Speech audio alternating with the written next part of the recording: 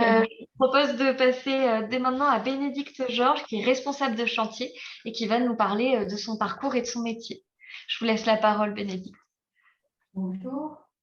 Donc, je suis moi ingénieure des travaux publics et j'ai fait des études scientifiques, puis des études vraiment axées sur les travaux, les chantiers, pour aboutir au métier que j'exerce aujourd'hui. Aujourd'hui, je gère des chantiers, c'est-à-dire je travaille pour une collectivité. Donc, moi, c'est la communauté urbaine, Creusot-Monceau. Et donc, cette collectivité décide de construire soit des places, soit des rues, soit des aménagements, soit des bâtiments. Et derrière, il faut gérer l'ensemble du chantier, c'est-à-dire gérer les entreprises, gérer les architectes, gérer les finances, parce que tout ça coûte beaucoup d'argent, et puis tenir un calendrier. Enfin, ça a beaucoup de facettes qui demandent en fait beaucoup de curiosité et pas mal de connaissances. Donc, les connaissances techniques, vous les acquérez au début de votre parcours, dans vos études. C'est là le meilleur moment pour les acquérir. Et ensuite, vous élargissez au fur et à mesure que vous pratiquez votre métier. Vous élargissez avec le savoir, on va dire, quotidien, le relationnel, la conduite du chantier, la conduite des entreprises. Et puis tout ça, c'est une sorte d'alchimie pour savoir ce qu'on peut demander, ce qu'on ne peut pas demander. Donc après, on passe plus sur de l'humain. Mais à la base nécessaire est la technicité, si je peux dire comme ça. Donc, pour faire ces études-là, j'aurais envie de dire qu'il faut un certain esprit logique. Et en tout cas, il faut aimer construire.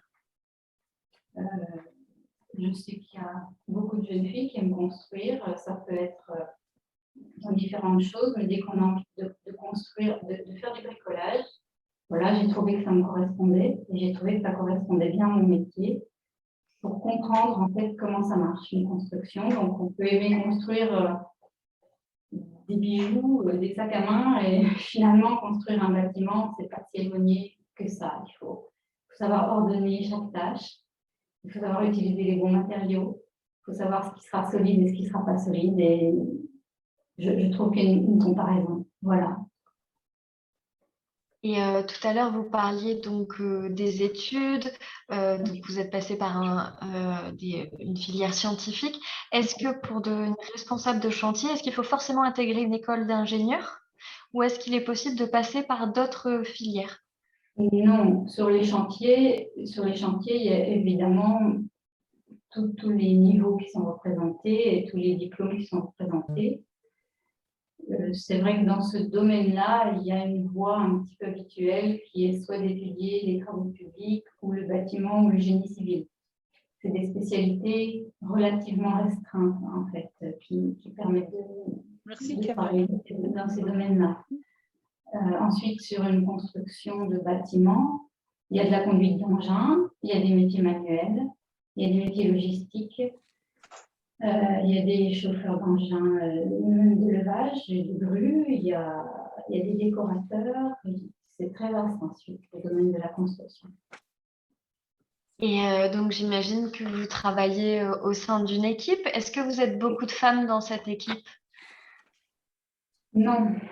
Alors, au sein de la communauté urbaine, il y a un effort, un petit peu de recrutement, et on est quand même à peu près la moitié, grosso modo, une petite moitié de techniciennes. Mais lorsque je vais sur un chantier, je vois peut-être une ou deux femmes au maximum. Et ça se passe comment l'intégration quand vous arrivez sur un chantier qui est majoritairement masculin? Alors, à mon niveau, j'ai jamais eu de soucis. La mixité étant quand même un avantage dans le fonctionnement général des choses, et sur les chantiers aussi. Donc, en fait, quand vous connaissez votre métier, que vous soyez un homme ou une femme, j'ai l'impression, en tout cas, je n'en ai jamais rencontré, je n'ai jamais rencontré de problème. Oui, tout à fait. Je pense que ça, c'est quelque chose qu'il faut rappeler à partir du moment où on a les compétences, à partir du moment où on aime son métier.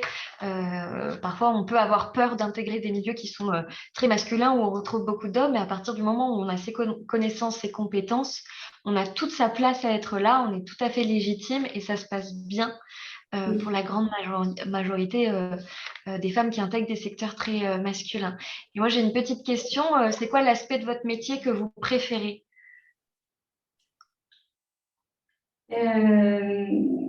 Ce que j'aime par-dessus tout sur un chantier, c'est que dès que vous rencontrez une difficulté ou quelque chose qui n'est pas comme prévu, vous trouvez une solution. Et en fait, c'est toute l'équipe qui est présente qui trouve une solution. Donc, les compagnons, les techniciens, les maçons, les plâtriers, c'est très étonnant comme ça se passe. C'est comme si tout le monde réfléchissait dans le même sens. Et à la fin, vous avez construit quelque chose où chacun a mis un petit morceau de sa réflexion, un petit morceau de son savoir. Et à chaque problème, vous voyez cette chose qui fonctionne, cette proximité qui se fait et ce travail vraiment d'équipe. Et je voulais revenir sur le petit thème qu'on a évoqué juste avant, de dire qu'effectivement, quand on aime son métier et quand on le connaît, on n'a aucun problème à se faire intégrer. Ça, c'est vraiment le plus important. Je ne me suis jamais dit que je faisais un métier masculin. J'ai fait ce que j'aimais. Et c'est vrai que parfois, j'arrive sur un chantier et les gens voient, de par mon vocabulaire et de par les questions que je pose, que je connais absolument tout ce qui s'y passe. Alors, leur première réaction est peut-être la surprise, mais ensuite, l'acceptation est immédiate. Voilà, et je pense que ça vient du fait que j'aime ça. Tout à fait, je pense que c'est très important de le rappeler, hein, et puis de souligner cet aspect-là que vous appréciez, parce que je pense que parfois on oublie qu'un chantier, c'est bien sûr plein d'individus qui travaillent ensemble, mais c'est aussi une unité qui se crée autour de ce projet-là. Justement, en parlant de chantier, est-ce qu'il y a un chantier dans votre carrière qui vous a vachement marqué, dont vous vous rappelez particulièrement et dont vous souhaiteriez nous parler aujourd'hui rapidement? Actuellement, je suis un chantier qui est étonnant et qui est valorisant. C'est la rénovation de la Villa Perrusson à Écus. C'est un monument historique chargé de décors. Donc, c'est la première fois que je fais un chantier aussi riche, enfin en tout cas sur un monument historique. Et donc, je rencontre des corps de métier que je n'avais jamais rencontrés, comme des céramistes, des peintres décorateurs. Donc, ce chantier-là m'enrichit énormément. Et sinon, le plus gros chantier que j'ai pu conduire donc, était à Lyon, parce qu'auparavant, j'ai travaillé à Lyon. Donc, pour ceux qui connaissent Lyon, en face de l'hôpital Herriot, il y a une très grande école d'infirmières voilà, qui a été entièrement réhabilitée dans les années 2000. D'accord, merci beaucoup Bénédicte. Est-ce que vous avez un mot pour la fin, un message que vous souhaiteriez transmettre aux jeunes filles qui nous regardent? Je crois que je l'ai déjà dit, mais je vais le répéter parce que c'est important. Il faut faire ce que l'on aime. Et je pense que c'est un bon message. Merci beaucoup Bénédicte pour ce témoignage.